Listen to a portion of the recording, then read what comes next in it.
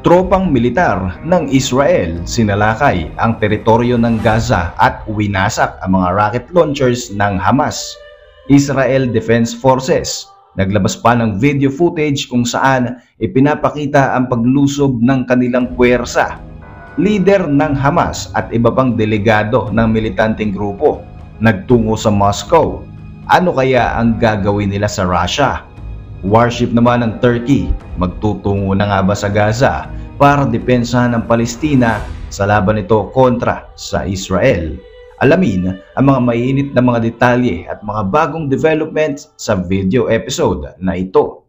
Ako po si Royce and welcome sa Kien Thoughts. Kung hilig mo ang mga ganitong videos, mag-like at mag-subscribe para lagi kang updated sa mga susunod na upload. Umabot na sa ika-20th day ang bakbakan ng Hamas at Israel. Lumulobo na rin ang casualty sa Gaza dahil sa walang humpay na pagbomba ng Israel sa teritoryong ito upang tuluyan nang durugin ang lahat ng miyembro ng militanteng grupo.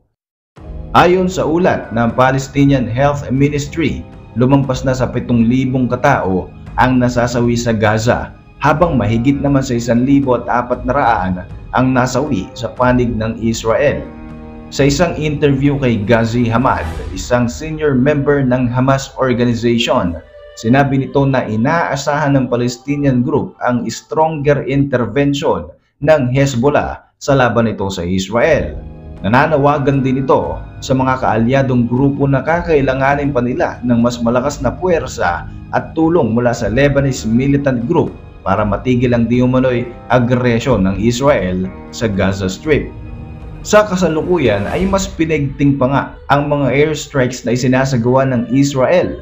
Sinabi ng IDF na sa buong magdamag ay nagpadala sila ng Israeli troops at mga tangke upang umatake sa loob ng Gaza. Dito ay nakipagbakbakan ng mga Israeli soldiers sa Hamas fighters. Ayon sa IDF, isinagawa nila ang pag-ataking ito upang ihanda ang magiging battlefield sa ilulunsad nilang ground invasion. Sa isinagawang targeted raid ng IDF sa Gaza, nagawa din nilang masira ang ilan sa mga militant infrastructures at anti-tank missiles position ng Hamas.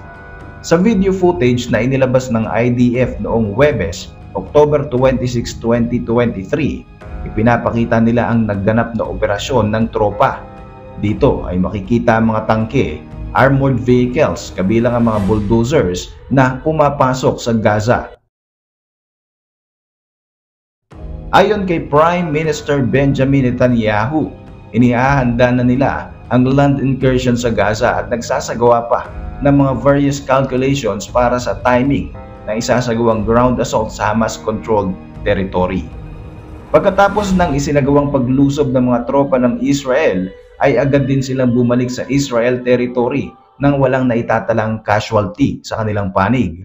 Bukod dito ay nagsagawa pa sila ng 250 airstrikes sa buong teritoryo ng Gaza sa nakalipas na 24 oras.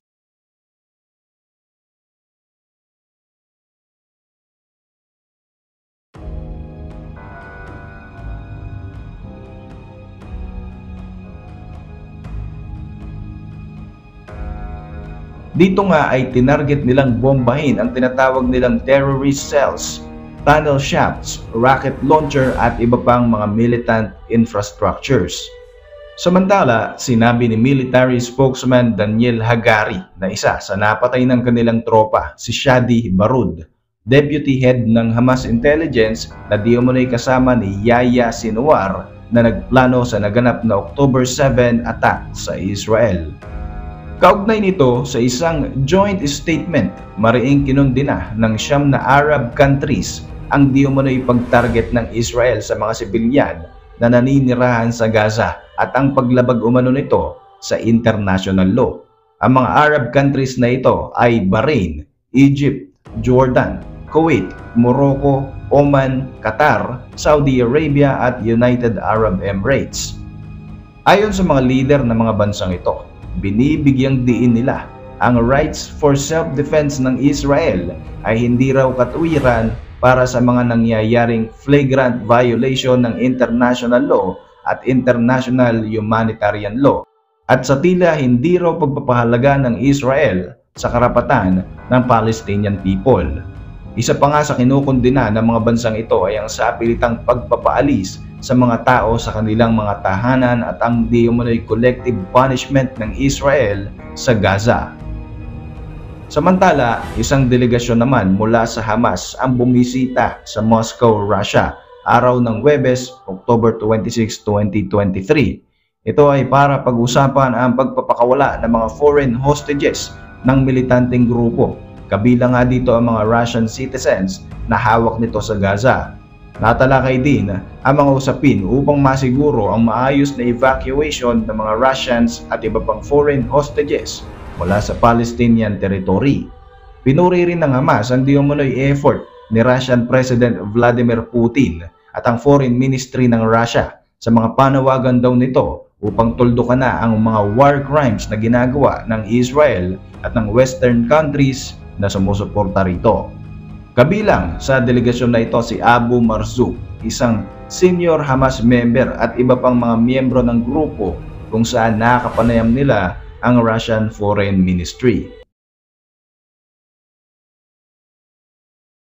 Agad namang kinundina ng Israel ang ginawang pagtanggap ng Russia sa delegasyon ng Hamas.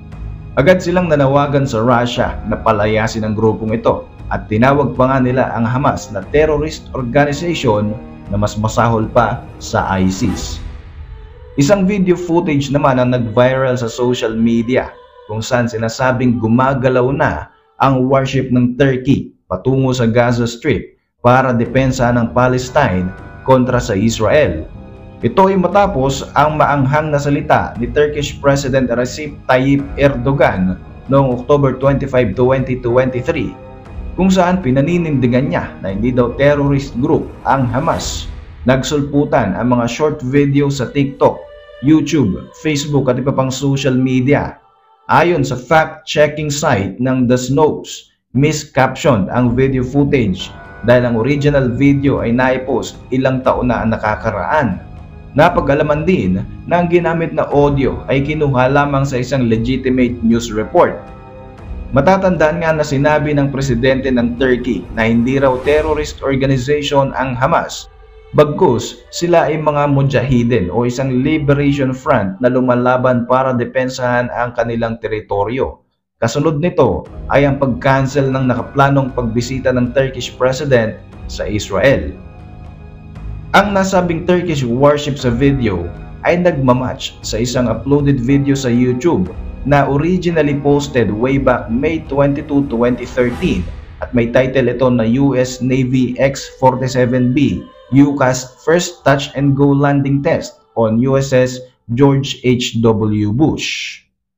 Para sa inyong mga reaksyon, mag-iwan lang ng komento sa ibaba ng video na ito. Para manatiling updated sa ating mga susunod na upload, siguruhing mag-subscribe. Like mo na rin ang ating videos bilang suporta. Muli, ako po si Roy Z at maraming salamat sa patuloy na pagsubaybay sa ating channel.